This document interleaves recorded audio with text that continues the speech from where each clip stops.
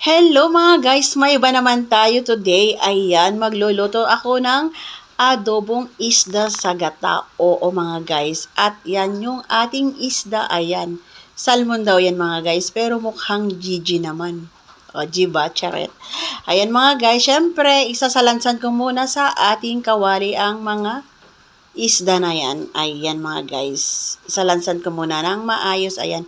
Bali, 9 na piraso yan mga guys, 100 pesos, pero prinito ko na yung dalawa at inulam na ng mga chikiting ko. Oo mga guys, kasi ayaw nila ng isda na may sabaw. Gusto nila yung pirito. Ayan mga guys. Siyempre, hindi mawala ang luya. Yan yung pinaka-importante pag tayo'y nagluluto ng isda. Ayan yung ating sibuyas.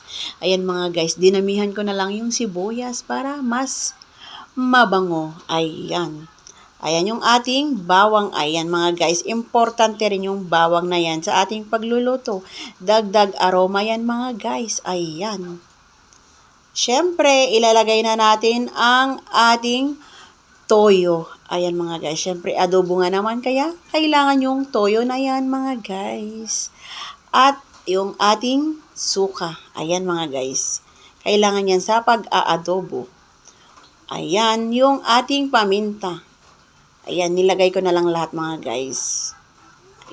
Tapos, ayan, tinakpan ko muna mga guys at pakukuluin at patuyuin yan mga guys. Opo, patutuyuin natin at ayan na nga, kumukulo na nga siya at yung amoy pa lang, talagang ulam na ulam na.